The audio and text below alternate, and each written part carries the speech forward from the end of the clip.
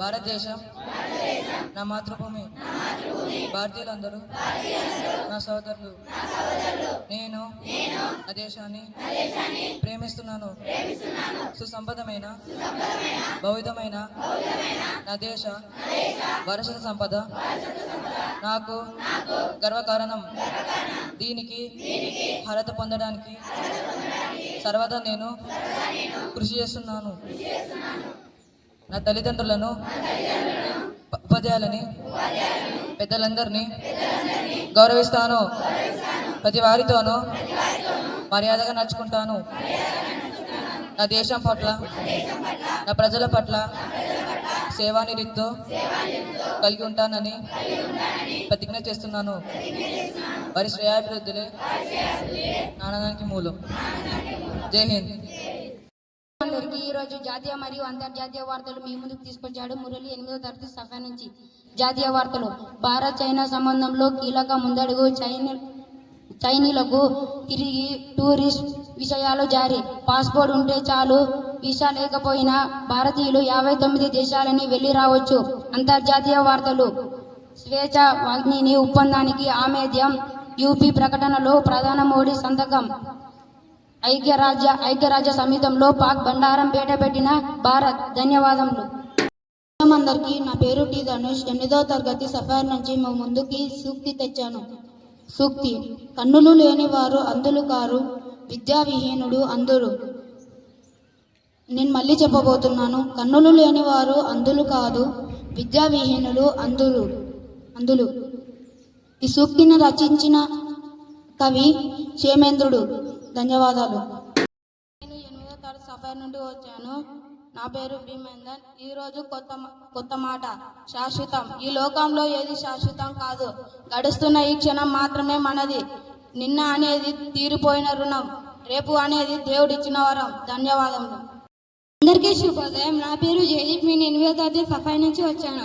ఈరోజు మీ ముందుకు తెచ్చాను పొడుపు కథలు. 6వ తరగతి ప్రశ్న: అంగల్లో కొంటారు, ముందర పెట్టుకొని ఏడుస్తారు, ఏమిటది? అవును, మీరు ఇచ్చిన సమాధానం సరైనది. సరైన జవాబు వచ్చేసి ఉల్లిగడ్డ. రండి, వారిని అభినందిద్దాం. 8వ తరగతి ప్రశ్న: ఆకు వేసి అన్నం చేశారు, ఆకు తీసేసే భోజనం చేశారు, ఏమిటది? నేను మరోసారి చెప్తున్నాను. ఆకు వేసని అన్నం చేశారు, ఆకు తీసేసి భోజనం చేశారు, ఏమిటది? లేదు, మీరు ఇచ్చిన సమాధానం సరైనది కాదు. సరైన జవాబు వచ్చేసి కరేపాకు. ఆకులు లేని చెట్టు గలగలమన్నది, ఏమిటది? నేను మరోసారి చెప్తున్నాను. ఆకులు లేని చెట్టు గలగలమన్నది. క్షమించండి, మీరు ఇచ్చిన సమాధానం సరైనది కాదు. సరైన జవాబు వచ్చేసి సంత. ఉరుకుతే ఉరకను, ఎగురుతే ఎగురను, ఏమిటది? నేను మళ్ళోసారి చెప్తున్నాను. ఉరుకుతే ఉరకను, ఎగురుతే ఎగురను, ఏమిటది? క్షమించండి, మీరు ఇచ్చిన సమాధానం సరైనది కాదు. సరైన జవాబు వచ్చేసి మన నీడ. ధన్యవాదాలు. పెంచడం కాదు, మాట విలువ పెంచుకోవడం ముఖ్యం. ఎందుకంటే వాడ చినుకులు పంటలు పండిస్తాయి కానీ ఉరుములు కాదు. కావున మాట్లాడే ప్రతిసారి ఆలోచించి మాట్లాడటం మంచిది. అందరికీ శుభోదయం. నా పేరు కృష్ణవేణి. నేను 8వ తరగతి చదువుతున్నాను. ఇప్పుడు మీ ముందరికి జీవితంలో ఎలా జీవిస్తారో చెప్పబోతున్నాను. జీవితంలో కష్ట సుఖాలు వచ్చినప్పుడు పరిష్కార మార్గంగా ముందుకెళ్ళాలి. ఎందుకంటే ప్రతి చోట ప్రతి అడుగు కష్టాల మూట ఉంటుంది.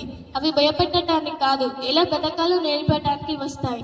అందుకే చెప్తాను, సంపాదన వచ్చినప్పుడు పొంగిపోకు, కష్టాలు వచ్చినప్పుడు కృంగిపోదు, మరియు ఆత్మధైర్యంతో బ్రతకాలి. అప్పుడే మీరు మీ విజయానికి మూలమంత్రంగా అవుతారు. సూక్తి: ఎంతకాలం జీవించామన్నది కాదు, ఏమి సాధించామన్నది, ఎందరి మనసుల్లో చోటు సంపాదించుకున్నామన్నది ముఖ్యం. ధన్యవాదాలు.